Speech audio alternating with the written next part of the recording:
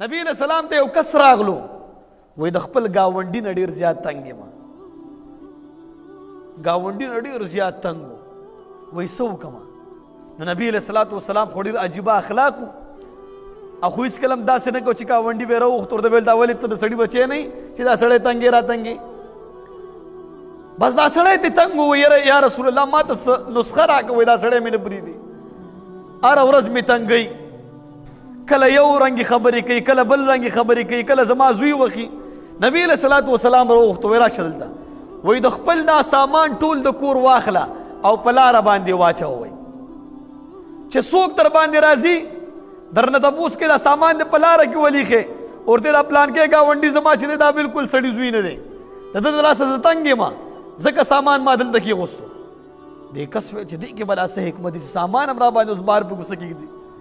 نبی علیہ الصلوۃ والسلام وینا وه ده راواغسته دا سامان او په کوڅه کې یې کېغوسته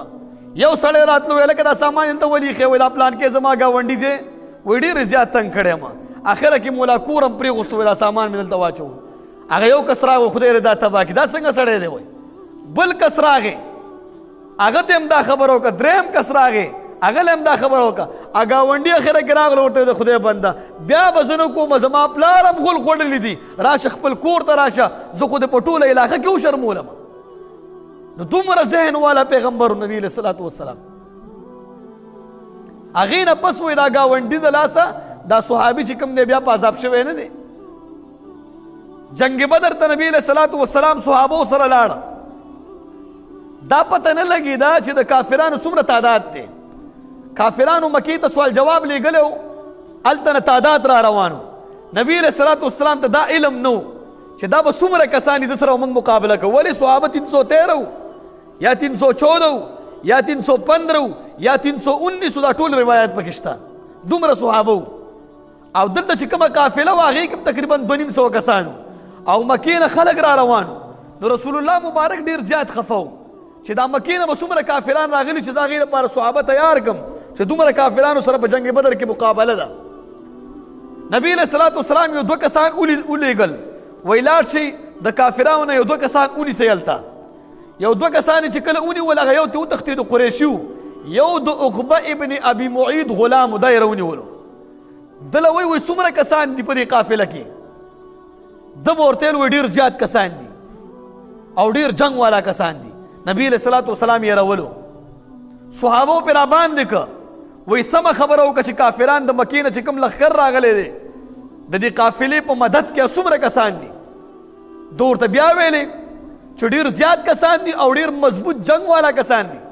نبی علیہ الصلوۃ والسلام چې کله مونځ وکړو دا کافر راوغوښتلو دا غلام وایي دې خوا راشه وایي څومره کسان دي وایي صحیح خبره وکړه که نه هغه ورته بیا ما خبره کوي نبی علیہ الصلوۃ والسلام ذهن مبارک ته ګوري عجیبه پیغمبر دی وایي په دې مې پوهېږه چې دوی د ورځې څومره خوراک کوي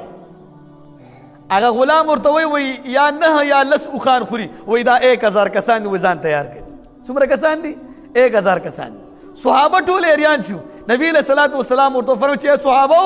یو اوښ تقریبا 100 کسان خوړلی شي 10 اوښان دوی علالۍ معلومیږي دا چې 1000 کسان راغلي دي او هماغه احادیثو کې راځي چې 1000 کسان چې کوم دی د مکې نه راغلي وو د کافرانو مدد دپاره دا زمونږ د رسول الله مبارک هغه ذهن ما انت بنعمت ربک بمجنون دومره لوی پیغمبر الله موږ ته راکړی دومره ذهن والا پیغمبر غزوه احد کې تاسو وګورئ دا بعضې حاجیان متلي د غزوه احد کې جبل رمات ورته وایي دا یو غونډۍ ده په دې کې نبي علیہ الصلوۃ والسلام 50 صحابه کېنولي وو چې تاسو به دلته نه خوځئ نه او ورته ویلي وو چې دا ټول دارومدار په دې 500 کسانو باندې دی که دا 50 کسان اخوا دېخوا شو جنگ هغه تبدیلي په جنگ کې راتلی شي تر نن تاریخه پورې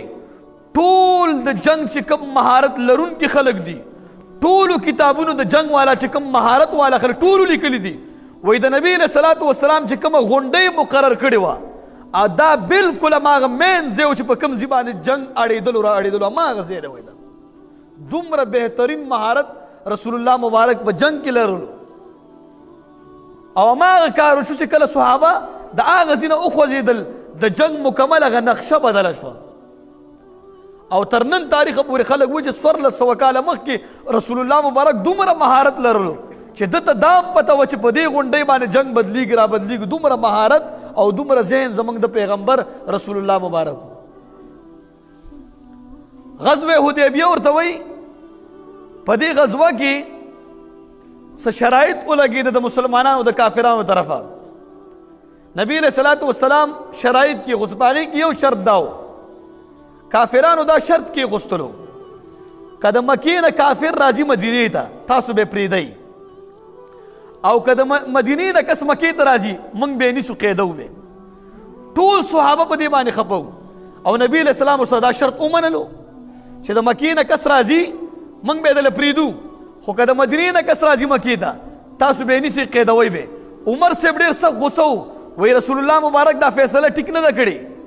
ولې چې زموږ کس به نیسي او د هغوی کس به موږ پرېږدو، دا څنګه چل دی؟ نبي علیه السلام ټول صحابه کېنه وایي د خدای بندګان تاسو زما په دې خبره پوه نه شوئ. یو سړی زما په مجلس کې کینی او هغه مکې ته ځي نو معلومیږي دا چې دا مشکوک کس دی که نه، دې سړي کې شک دی او د هغوی کس چې راځي هغه جاسوس دی. نو جاسوس ورته پرېږدئ، جاسوس باندې څه کیې ځان پې خرابې. او چې یو سړی زموږ نه هلته ځي نو دا دې سړي کې شک دی، دا هم پرېږدئ چې نیسي وایي.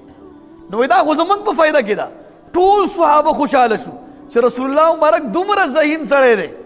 چې دومره عقل یې دومره تیز دی چې هغه وایي دا خو زموږ په فیور کې دا شرط لګېدلی دی، دا خو د هغوی دپاره نقصان دی، زموږ دپاره چې کوم دی براعت دی. نو نبي علیه الصلاة والسلام دومره ذهن والا پیغمبر.